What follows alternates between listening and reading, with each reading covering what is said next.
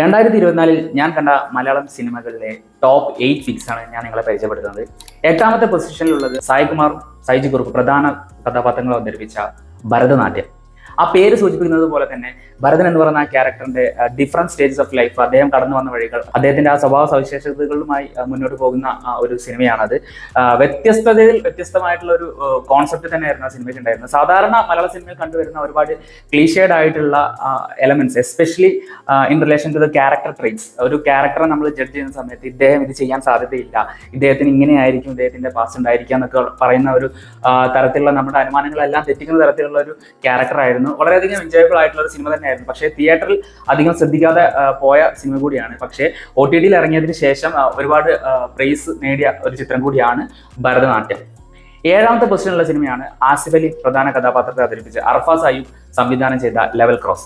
ഈ സിനിമയുടെ ഒരു പ്രത്യേകത എന്താണെന്ന് വെച്ചാൽ, ഇന്നേ വരെ മലയാളത്തിൽ കണ്ടിട്ടില്ലാത്ത തരത്തിലുള്ള ഒരു ടെറൈനിലാണ് ഈ സിനിമ നടക്കുന്നത്. ഐസൊലേറ്റഡ് ആയിട്ടുള്ള ഒരു റെയിൽവേ ക്രോസും, അതും ഒരു സാൻഡി ആയിട്ടുള്ള ഡ്യൂൺസ് ഒക്കെ ഉള്ള മണൽത്തിട്ടകൾക്ക് നടുവിലൂടെ ഒക്കെ പോകുന്ന തരത്തിലുള്ള ഒരു റെയിൽവേ ക്രോസിന്റെ ഒരു ഗാർഡും അതുപോലെ തന്നെ ഒരു സ്ത്രീയും അവർ തമ്മിൽ ഉള്ള ഒരു ബന്ധങ്ങളുടെയും അവരുടെ പാസ്റ്റ് ലൈഫ് എങ്ങനെയാണ് അവരുടെ മുന്നോട്ടുള്ള ജീവിതത്തിനെ ബാധിക്കുന്നത്, ആരായിരുന്നു അവർ എന്നുള്ള കാര്യങ്ങളെല്ലാം ഒരു സൈക്കോളജിക്കൽ ത്രില്ലർ മൂഡിൽ പറഞ്ഞു പോകുന്ന ഒരു ഗംഭീര സിനിമാറ്റിക് എക്സ്പീരിയൻസ് തന്നെയായിരുന്നു ലെവൽ ക്രോസ്.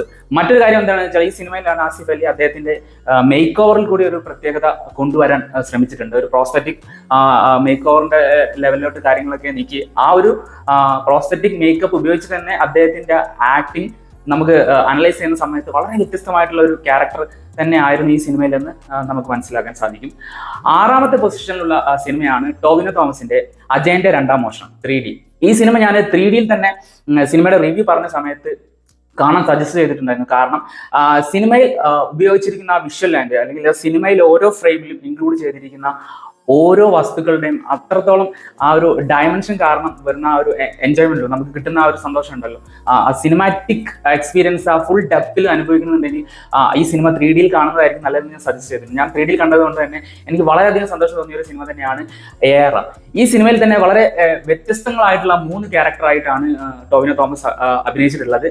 അദ്ദേഹത്തിന്റെ ആ ഓരോ ക്യാരക്ടറായി മാറാനും അദ്ദേഹം എടുത്തിട്ടുള്ള ആ എഫേർട്ട് നമുക്ക് സ്ക്രീനിൽ വളരെ വ്യക്തമായി മനസ്സിലാകുന്ന തരത്തിലാണ് ആ ക്യാരക്ടറിന്റെ ഓരോ ചലനങ്ങളും, ഓരോ മൂവ്മെന്റ്സും, അല്ലെങ്കിൽ ഓരോ ട്രേറ്റ്സും ടോവിനോ ഡെലിവർ ചെയ്തിട്ടുള്ളത്. അതിൽ തന്നെ എനിക്ക് ഏറ്റവും കൂടുതൽ കണക്ട് ആയി, അല്ലെങ്കിൽ എനിക്ക് ഏറ്റവും കൂടുതൽ വണ്ടർ അടിച്ച ക്യാരക്ടർ അജയ് എന്ന് പറയുന്ന പ്രസന്റ് സെനാരിയോയിൽ ഉള്ള ഒരു ക്യാരക്ടറായി കാണിച്ചിരിക്കുന്ന ആ ഒരു വ്യക്തിയാണ്. കാരണം അത്രത്തോളം ഇമോഷണൽ ബാഗേജസ് ക്യാരി ചെയ്യുന്ന ഒരു നോർമൽ മനുഷ്യൻ, ബാക്കി 2 ക്യാരക്ടറിനെ തട്ടിച്ച് നോക്കും വളരെ നോർമൽ ആയിട്ടുള്ള മനുഷ്യൻ, ഒരു കഥാപാത്രത്തിന്റെ ആ ഒരു വൈകാരിക തലങ്ങൾ പേറിക്കൊണ്ട് തന്നെ ഓരോ സിറ്റുവേഷനിൽ അദ്ദേഹം ബിഹേവ് ചെയ്യുന്ന രീതിയൊക്കെ വളരെ സട്ടിലായിട്ടുള്ള, വേണ്ട സമയത്ത് സട്ടിലായിട്ടും അതുപോലെ തന്നെ വളരെ ലൗഡ് ആവുന്ന സമയത്ത് ലൗഡ് ആവുന്ന തരത്തിലുള്ള ഓരോ ട്രേസും ഉള്ള ഒരു മനോഹരമായിട്ടുള്ള ക്യാരക്ടർ തന്നെയായിരുന്നു അജയൻ എന്ന് പറയുന്നത്. ആറാമത്തെ സജഷനായിട്ട് ഞാൻ മുന്നോട്ട് വെക്കുന്ന സിനിമയാണ് നമ്മുടെ പ്രേമലു. നസ്ലൻ എന്ന ഒരു സ്റ്റാറിന്റെ ഉദയം കൂടി മുന്നോട്ട് വെച്ച ഒരു സിനിമ തന്നെയായിരുന്നു പ്രേമലു. അതുവരെ അദ്ദേഹം ചെയ്തുകൊണ്ടിരിക്കുന്ന സിനിമകളിൽ നിന്നും വളരെ വ്യത്യസ്തമായിട്ട് ഒരു വലിയ ജനക്കൂട്ടം, ഭയങ്കര ഒരു ക്രൗഡ് പുള്ളറായി മാറാനുള്ള കെൽപ്പ് അദ്ദേഹത്തിനുണ്ട് എന്നുള്ള കാര്യം ഊട്ടി ഉറപ്പിച്ച ഒരു സിനിമ തന്നെയായിരുന്നു പ്രേമലു.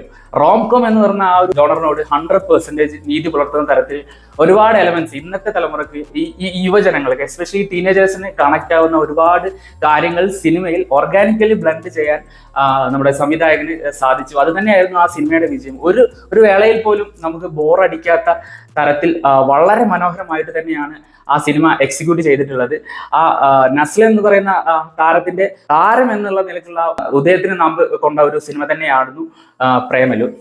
അഞ്ചാമത്തെ പൊസിഷനിൽ ഞാൻ നിങ്ങൾക്ക് സജസ്റ്റ് ചെയ്യുന്ന സിനിമയാണ് ആവേശം. ജിത്തു മാധവൻ ഡയറക്ട് ചെയ്ത് ഫഹദ് ഫാസിൽ പ്രധാന കഥാപാത്രത്തെ അവതരിപ്പിച്ച ആവേശം, ആ പേര് സൂചിപ്പിക്കുന്ന പോലെ തന്നെ ടോട്ടൽ ഒരു എന്റർടൈനർ ആയിരുന്നു. A to Z, ആദ്യം മുതൽ അവസാനം വരെ നമുക്ക് വളരെയധികം എൻജോയ് ചെയ്യാൻ പറ്റുന്ന, എസ്പെഷ്യലി ഫോർ യൂത്ത്, വളരെ വ്യത്യസ്തമായിട്ടുള്ള ഒരു സെറ്റപ്പിലാണ് ആ കഥ മുന്നോട്ട് പോകുന്നത്. ഗാങ്സ്റ്റർ കോമഡി എന്ന് പറയുന്ന ഇതുവരെ അധികം എക്സ്പ്ലോർ ചെയ്യാത്ത ആ ഒരു ഏരിയ ബാംഗ്ലൂർ എന്ന് പറയുന്ന ആ ഒരു അതിമനോഹരമായ സിറ്റിയിൽ പ്ലേസ് ചെയ്ത് ഓരോ നിമിഷവും വളരെ മനോഹരമായിട്ട് ഒപ്പിയെടുത്ത് അത് പ്രേക്ഷകരിലോട്ട് എത്തിക്കുന്നത്, അതും ആ രംഗണ്ണൻ എന്ന് പറയുന്ന എക്സെൻട്രിക് ആയിട്ടുള്ള, ഭയങ്കര ജൈജാൻറ്റിക് ആയിട്ടുള്ള, അല്ലെങ്കിൽ ഭയങ്കര വയലന്റ് ഹിസ്റ്ററി ഉള്ള ആ വ്യക്തിയെ ഫഹദ് 100% തന്മയത്വത്തോടു കൂടി തന്നെയാണ് സ്ക്രീനിൽ അവതരിപ്പിച്ചിരുന്നത്. വേറൊരു വണ്ടർ എലമെന്റ് ഈ സിനിമയെ സംബന്ധിച്ചുള്ള എന്താണെന്ന് വെച്ചാൽ, ഫഹദ് ഫാസിലിനെ പോലെ തന്നെ അദ്ദേഹത്തിന്റെ രംഗണ്ണൻ എന്ന് പറയുന്ന ആ കഥാപാത്രത്തിന് നമ്മൾ കൊടുത്ത സ്നേഹം, അല്ലെങ്കിൽ നമുക്ക് തോന്നുന്ന ഒരു ഇഷ്ടം അദ്ദേഹത്തിന്റെ അസിസ്റ്റന്റ് ആയി വന്ന അമ്പൻ എന്ന ക്യാരക്ടറോട് കൂടി നമുക്ക് ഫീൽ ചെയ്യുന്ന തരത്തിലായിരുന്നു ആ ഒരു വ്യക്തിയുടെ ആ പ്രകടനം. അത് മനോഹരമായിട്ട് തന്നെ രംഗണ്ണനും അതുപോലെ തന്നെ അമ്പാനും കലക്കി തിമിർത്ത് അഭിനയിച്ച ഒരു സിനിമ തന്നെയാണ് ആവേശം. 4ാമത്തെ പൊസിഷനിൽ ഞാൻ നിങ്ങൾക്ക് സജസ്റ്റ് ചെയ്യുന്ന പടമാണ് ഇപ്പോൾ ഈ നിമിഷം വളരെ സക്സസ്ഫുൾ ആയി ഓടിക്കൊണ്ടിരിക്കുന്ന ഉണ്ണിമുകുന്ദൻ പ്രധാന കഥാപാത്രമായ അനീഫ് അദേനി സംവിധാനം ചെയ്ത മാർക്കോ.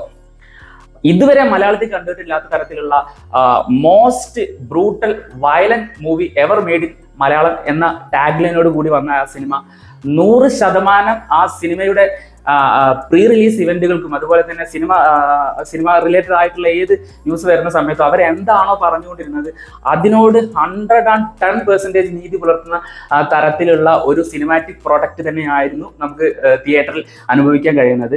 അതിൽ ഓരോ ഫൈറ്റ് സീക്വൻസ് ആയാലും മൾട്ടിപ്പിൾ ടൈംസ് വളരെ ബ്രൂട്ടൽ ആയിട്ടുള്ള ഫൈറ്റ് സീക്വൻസസ് ഒക്കെ കാണിക്കുന്ന തരത്തിലുള്ള ഒരു കിടിലൻ സിനിമ തന്നെയാണ് മാർക്കോ. ഉണ്ണിമുകുന്ദൻ എന്ന് പറയുന്ന ആ ഒരു താരത്തിന്റെ ആ ബോക്സ് ഓഫീസ് ആ സ്ട്രെങ്ത് കൂടി ഉയർത്തിയ ഒരു സിനിമ കൂടിയാണ് മാർക്കോ എന്നാണ് എനിക്ക് തോന്നുന്നത്. കാരണം ഇതുവരെ അദ്ദേഹം ഫോളോ ചെയ്തുകൊണ്ട് വന്നിരുന്ന ആ ഒരു ഫാമിലി ഓഡിയൻസ് അതുപോലെ തന്നെ സമാജ സ്റ്റാർ എന്ന് പറയുന്ന രീതിയിലുള്ള ഒരു ടാഗ് ലൈനിലൊക്കെ ആയിട്ടാണ് അദ്ദേഹം ഈ ഒരു വർഷം മൊത്തത്തിൽ മുന്നോട്ട് പോയിക്കൊണ്ടിരുന്നത്. ആ ഒരു സംഭവത്തിനെ തച്ചുടയ്ക്കുന്ന തരത്തിലുള്ള ഒരു പ്രകടനം തന്നെയായിരുന്നു ഉണ്ണിമുകുന്ദന്റെ ഭാഗത്ത് ഉണ്ടായത്. 100% ഡെഡിക്കേഷനോട് കൂടി ഒരു സംഭവത്തിനെ നമ്മൾ ഇറങ്ങിത്തിരിക്കുമ്പോൾ അതിന്റെ പര്യവസാനം അല്ലെങ്കിൽ അതിന്റെ ആ വിജയം എത്രത്തോളം മനോഹരം, എത്രത്തോളം ജൈജാറ്റിക് ആയിരിക്കും എന്നുള്ളതിന്റെ ഒരു ഉത്തമ ഉദാഹരണം കൂടിയാണ് ഉണ്ണിമുകുന്ദൻ നായകനായി മാർക്കോ എന്ന് പറയുന്ന ഈ സിനിമയുടെ വിജയം. 2ാമത്തെ പൊസിഷനിൽ ഞാൻ നിങ്ങൾക്ക് സജസ്റ്റ് ചെയ്യുന്ന സിനിമയാണ് ഭ്രമയുഗം. ഇതുവരെ മലയാളം എക്സ്പീരിയൻസ് ചെയ്യാത്ത തരത്തിലുള്ള ഒരു ഹൊറർ ജോണറാണ് രാഹുൽ സദാശിവൻ സംവിധാനം ചെയ്ത ഭ്രമയുഗം. അതും മോണോക്രോമാറ്റിക് ടീമിലാണ്, ബ്ലാക്ക് ആൻഡ് വൈറ്റ് ടീമിൽ വന്ന ആ സിനിമ പ്രേക്ഷകർ സ്വീകരിക്കുമോ ഇല്ലയോ എന്ന് നമുക്ക് എക്സ്പെക്ട് ചെയ്യാൻ പറ്റാത്ത തരത്തിലുള്ള ഒരു സിറ്റുവേഷനിൽ, അതും മലയാളത്തിന്റെ തലതൊട്ടപ്പനായ മെഗാസ്റ്റാർ മമ്മൂട്ടി അഭിനയിച്ച ആ ഒരു ഹൊറർ മൂവി എത്തരത്തിലായിരിക്കും പ്രേക്ഷകർ എടുക്കുക എന്നുള്ള ഒരു സംശയങ്ങൾ കാര്യങ്ങളൊക്കെ സിനിമ ഇറങ്ങുന്നതിന് മുമ്പേ ഉണ്ടായിരുന്നു. പക്ഷെ സിനിമ ഇറങ്ങിയതിന് ശേഷം ഈച്ച് ആൻഡ് എവരി പേഴ്സൺ, എല്ലാവരും, അത് കണ്ട സിനിമപ്രേമിയായ മജോറിറ്റി ഓഫ് ദ ഓഡിയൻസ് പറഞ്ഞത് ഈ cinema one of the best horror thriller ever made in Malayalam എന്നാണ്. ഈ സിനിമയുടെ വേറെ എന്നെയുമായി റിലേറ്റ് ചെയ്യുന്ന കാര്യം എന്താണെന്ന് വെച്ചാൽ, ഈ സിനിമ കണ്ടതിന് ശേഷമുള്ള ആ ഒരു എക്സൈറ്റ്മെന്റിൽ സിനിമയെ കുറിച്ച് പറയണം എന്നുള്ള എൻ്റെ ആ ഒരു തോന്നലിന് പുറത്ത് ഞാനൊരു റിവ്യൂ ചാനൽ സ്റ്റാർട്ട് ചെയ്യുകയുണ്ടായി.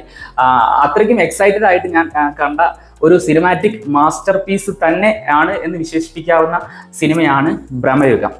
1ാമത്തെ പൊസിഷനിൽ ഞാൻ സജസ്റ്റ് ചെയ്യുന്ന സിനിമയാണ് ആനന്ദ് ഏകൃഷി സംവിധാനം ചെയ്ത ആട്ടം.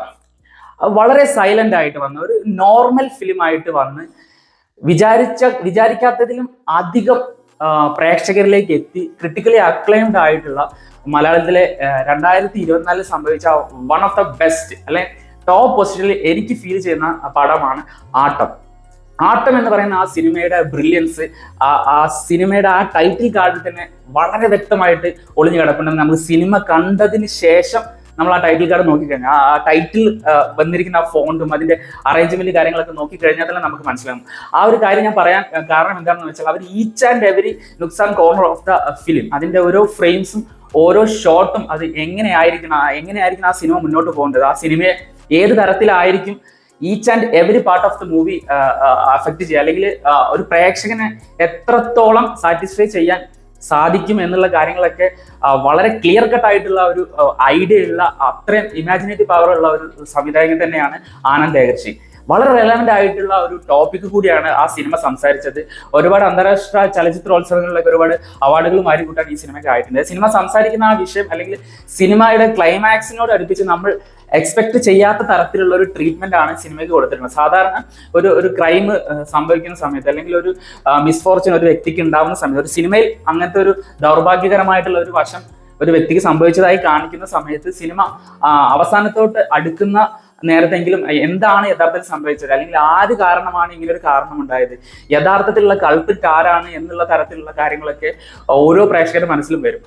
ആ പ്രേക്ഷകരുടെ മനസ്സിൽ വരുന്ന ആ ചോദ്യങ്ങൾക്ക് നമ്മൾ ഇതേവരെ എക്സ്പീരിയൻസ് ചെയ്യാത്ത തരത്തിലുള്ള ഒരു മാനം നൽകിയ ഒരു സിനിമ കൂടിയാണ് ആനന്ദ് ഏകർഷി സംവിധാനം ചെയ്ത ആട്ടം. അപ്പോൾ 2024 ഞാൻ സജസ്റ്റ് ചെയ്യുന്ന നമ്പർ 1 പൊസിഷനിലുള്ള സിനിമയാണ് വിനയ് ഫോർട്ട് പ്രധാന കഥാപാത്രത്തെ അവതരിപ്പിച്ച ആട്ടം എന്ന് പറയുന്ന മൂവി. നിങ്ങളുടെ അഭിപ്രായം എന്താണ്? 2024 ഞാൻ ഈ പറഞ്ഞ സിനിമകൾ തന്നെയാണോ നിങ്ങളുടെ ഫേവറേറ്റ് ലിസ്റ്റിലുള്ളത്, അല്ലെങ്കിൽ മറ്റേതെങ്കിലും സിനിമകളാണെങ്കിൽ നിങ്ങൾക്ക് താഴെ കമന്റ് ബോക്സിൽ രേഖപ്പെടുത്താം. മറ്റൊരു വീഡിയോ ആയിട്ട് വീണ്ടും കാണാം. ബൈ.